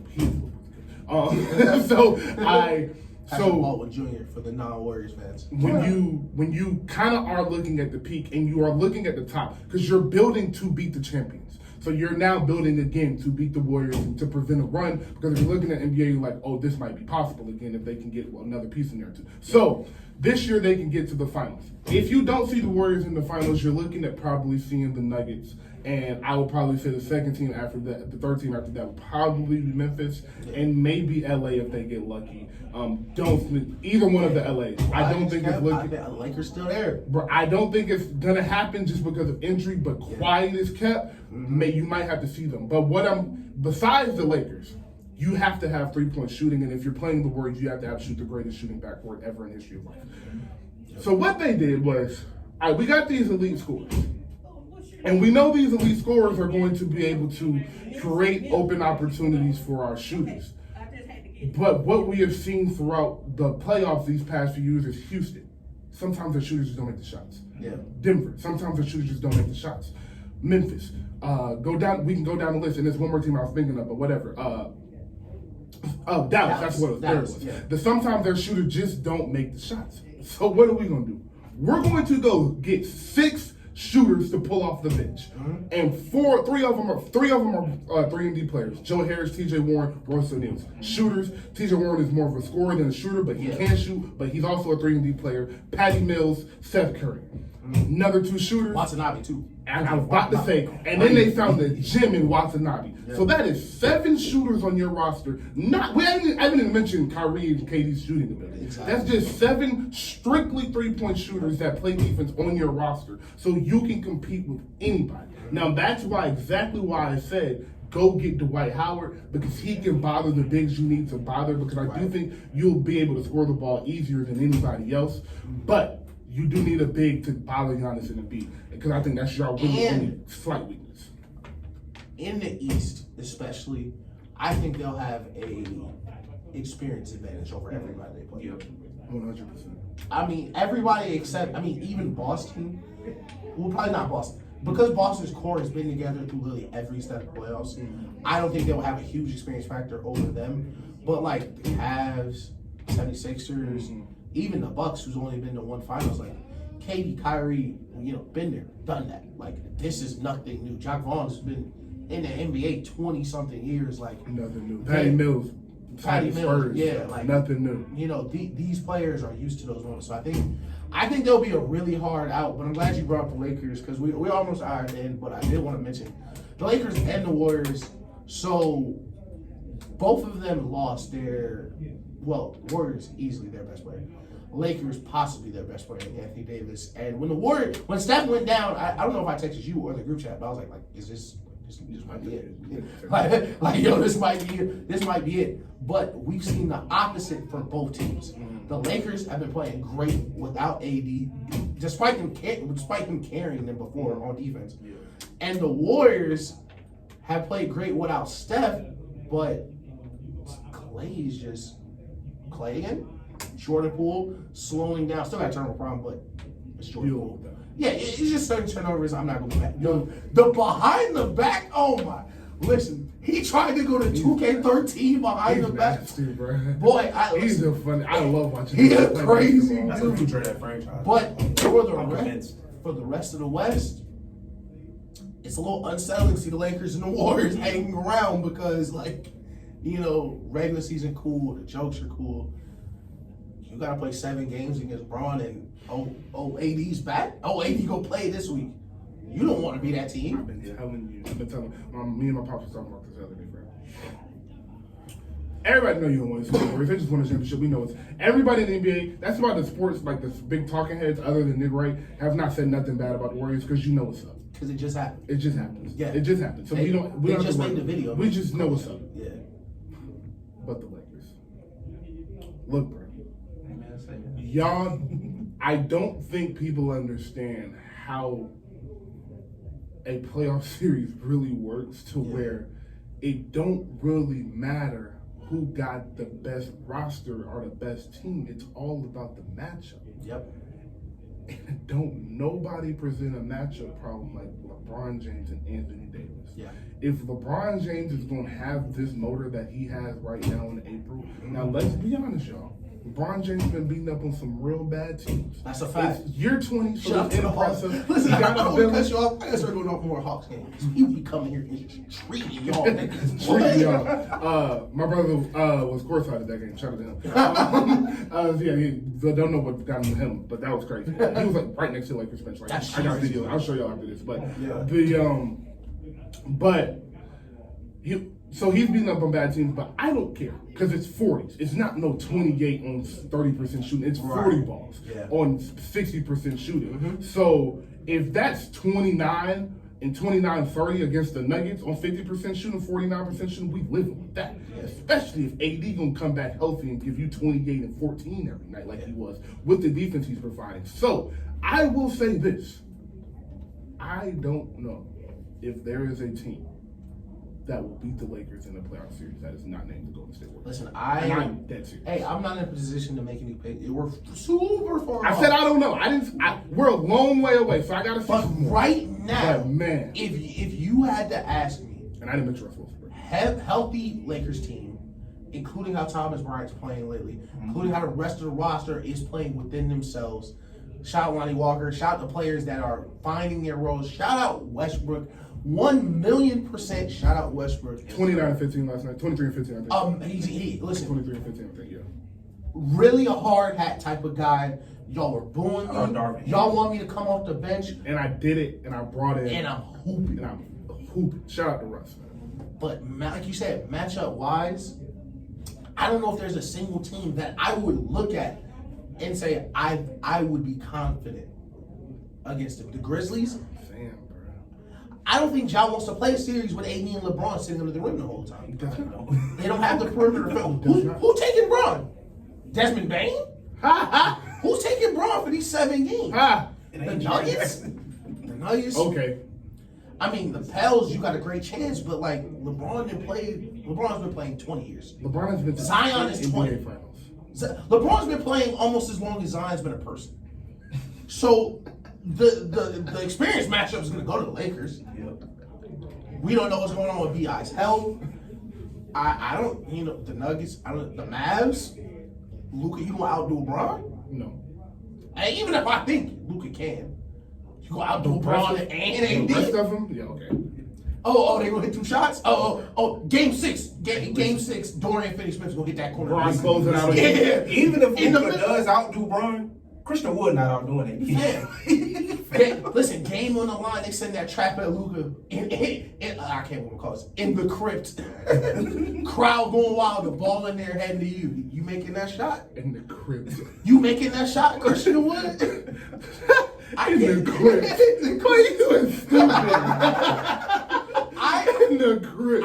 I can't listen. Luka swing the ball to that corner. I don't think Christian was making that shot. Like, I don't see any teams outside of Golden State because of Golden State having conquered LeBron before, being on the war with LeBron. Steve Kerr, they know what to expect. They know the level of competition. And the shooting. The shooting would stretch that series open. And they understand that Braun can control the whole series. Mm-hmm. They understand that. I don't think nobody else understands that. Because listen, it's a lot of superstars in the league. And even if I do think Luka's the MVP right now, or Ja is one of the best point guards in the league, the Chrysler 300 still looked like a fan. Until that fan pulled up, he looked like the best player in the league. Until LeBron, listen, you gotta win 4 games. AD gets you one, you win one at home. If for 48 minutes, Braun looked like Braun, it don't matter what Luka gonna look like. Bro, I'm telling you, bro. Because the Rolls Royce, when it pull up on that's not a Chrysler, dog. Like, that's not a Chrysler. It's superstars. Yeah. It's playoff superstars. And then it's Steph and LeBron James. Yes, it's GOATs. It's GOATs. Yeah. It's GOATs. It is. The playoff superstars, your Luka. I'm going to give you crazy numbers. I'll throw Kawhi in there. I don't think he reached the GOAT pinnacle yet. Yeah. I'm going to give you some crazy numbers. Jokic, Ja, Tatum. Then it's the GOATs. Yeah. And that's them boys with the finals MVPs in the NBA. Yo, KD, yo, Steph, yo, Bron. It's different when you see them, bro. It's not no normal playoff series. This ain't basketball you play that you've been playing all series. You could be in the Western Conference Finals. This is not the basketball you've been seeing, bro. Because LeBron is about to control every single thing from minute 1 to minute 48. And you're going to have to figure out how you can expose the advantage that he proves. But the thing is, he knows what their issue is. And he gonna do his best at hiding. They got some ugly ass lineups they be pushing out. Some ugly ones. But in a playoff series where he only need 4 games in 2 weeks, and y'all gotta deal with Bron ain't got no pressure. Bron got a Billy up. He got his legacy cemented. At the end of the playoffs, he gonna be the all-time leading scorer. He already the all-time leading scorer in playoffs. He ain't got shit to prove. All he waiting, literally all he waiting for is Bronny to get in the league so he can retire. Yep. But let that nigga see 5. Let that nigga smell 5. And he get in the dance. And he get his dog back. I said this Boy, about a week ago. LeBron has never won a playoff series in Los Angeles. In the state of Los Angeles. In the state of Los Angeles, like at home. All right, yeah, my bad. I ain't been in school in a long time, bro. I'm sorry. Memphis, y'all don't think he know that? Y'all want to be the one? Y'all want to be the one to tell Bron he not going to win the playoff series in Los Angeles. And, I don't know. Listen, we watch a lot more basketball than we used to, actually, because we're older. We can afford to. Like, League Pass not free, but, man, I watch a lot of Lakers games. And I have been one of the first, LeBron, I was one of the first people to let y'all know LeBron not the same he used to be. But LeBron at 80%, like... It's better than you, motherfucker. LeBron at 80%... might be the 10th best player in the world, maybe. He might be the 10th best player in the world. And in the playoffs, he might be 3. And LeBron is such a specific matchup where we talked about like how teams used to need extra bigs to stop Shaq. LeBron's still so big, but LeBron also still super fast. Like LeBron, I was watching that Magic game, and I made sure I watched the Magic game because all them boys is young. So they running up and down the court. Braun is turning on the Jets, and no one's meeting him at the rim. Like, he's still one of the fastest players in the league. And what a trend that's always held through LeBron teams is we're going to be good in the offense in the regular season. Our offense in the postseason is become all-time historic because LeBron can manufacture the easiest points in the game just because how good he is. So LeBron in the playoffs, we got to stop LeBron. So first of all, you're not going to stop LeBron. So we're still going to get by 28. But because you're stopping, you're going to stop LeBron. And I know you're going to try to stop LeBron. LeBron is, every time you do that, we okay. And you're going to have to hope. Like, and sometimes it happens. Sometimes Kyle Korver misses that three. But more times than not, he's not. And now the Lakers have this weird thing where, and they did this in the bubble, where we're just going to be so much more athletic and physically dominant than you. We're not going to shoot too much.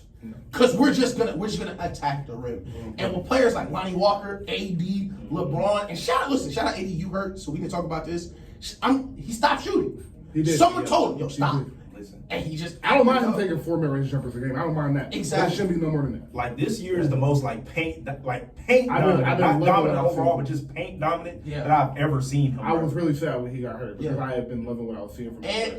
And I'm glad we wrapped up this, but I don't think, right now, I don't know if I could say any team other than Golden State should go into that series confident. Like, anybody else, you listen, please pack a lunch. I think the Nuggets will have the second best chance after Golden State because of their shooting ability. Yeah. I think any team that can really, really shoot and defend. See, Golden State is really going to be able to defend because look, bro, I know we like LeBron has deserved all of his credit. Yeah. But bruh's still 38. Nah, yeah, that's a fact. And the playoffs is 6 months away. 4 months away. And the round he would see Golden State in, imagine they play in the Western Conference Finals and it's the last week in May. It's like, that's a little different when Andrew Wiggins really go full court guarding you for every minute you're on the court. Kuminga too. Kuminga's done a great job. Kuminga, we got Kuminga, Clay, and Kuminga. I'm in Draymond switching on you nonstop. Yeah, AD gonna eat. But the shooting ability that the Warriors have, I think, would just separate them and make that series. It would be competitive, but I think the Warriors would probably win that series just because, like, Steph is at all. I think Steph is a little bit. I think really we talked about this. Man, we need to end the show. But we talked about this with T, and he was talking about how Luka and Giannis are better than Steph, and we're saying like, yeah, the numbers are cute and they look great in the regular season, but what we're saying why they're not better than him is because the way he's able to break the game. Literally, yeah. And that was the same way. The best players, Bron, he was able to break the game open in a way nobody could, and Steph does that now. And I think their game-breaking ability would be like pulling at each other, but the shooting that Steph would just open up for the Warriors would probably give them. Like you said, like you said, LeBron's playing a different game. LeBron and Steph are playing just different games come playoff time, especially. Exactly. And like we talked about with T, like Steph and these prime GOAT superstars did things that you literally just would not even ask of other people. Like that you could not even fathom asking another point guard, even all-time great point guards. All right, defensive player of the year is on you. Best defense in the league. They think it's one of the best defenses. It's the 04 Pistons. Go ISO on the road for the next 3 games. And we'll win if you succeed. And they did. You can't ask that of other people. So when I was telling him the Giannis and Steph thing, like Giannis can't do that, but it's not, it's not a knock on Giannis. Nobody can do that. And those being able to break the game in the playoffs is so important because we might have to play 7 times in 11 or 12 days, bro. Yeah. Every single play that we run, every single screen, every single timeout, everybody knows what's going to happen. The difference is for players like Steph and like LeBron is they can literally present you a situation you have never experienced in your basketball life. You've been playing basketball 20 plus years at the highest level possible, and you have never been in this situation. And that's the thing. Like you say for the Celtics, we're going to ask you to go ISO, but it's like we're not asking you to ISO.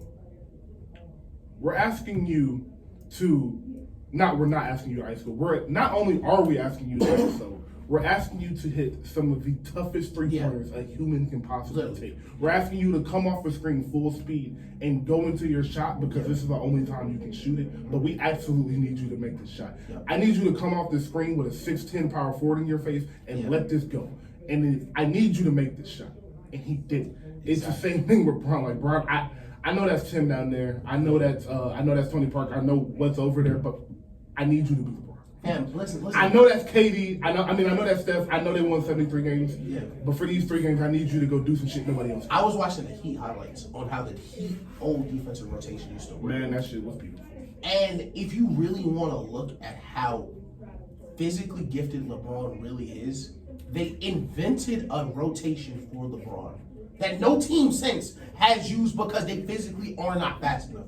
LeBron used to rotate from the corner to the rim to the back to the corner, dog. He would come opposite corner. An example of this is him blocking the Thiago splitter dunk because he's not supposed to be there. But LeBron is so fast. Not only was he there, he beat you to the rim, and he's already in there. He's already in there. And then he could sit in the chair for 48 minutes if he needed to, just in case. And then we'll take Tony Parker in the last 4 quarters. That boy was a dog in Miami, dog. And that's an example of like that shit was crazy. You just don't ask people to do that because it's just not something they can do. No. So I like listen. We talk about Bron stuff a lot to wrap up the show. I would be very wary of playing either of these teams come playoff time because they were supposed to be done. Both of these teams had every opportunity to collapse in on each other. Mm-hmm. Darvin Ham, a new guy. The Warriors, the young guys really not, Not what you thought you were. Draymond just punched Jordan Poole, like, you get complacent. You got 4, man. It's very unsettling. We've been talking about these players for a long time, man. I'm excited, bro. Yeah. But football will be heavy talked about next week. The playoffs start next week, so we will get into that. Our Awards come back next week too. We'll do awards and we'll do our top 10 teams going into the playoffs. Yes. So great show next week. Thank you for tuning in. This show will be up later today, and y'all stay blessed, man. Let people over in traffic, as we always say, and praise up to tomorrow. Yeah. Yes. All right, I got the fuck out of here.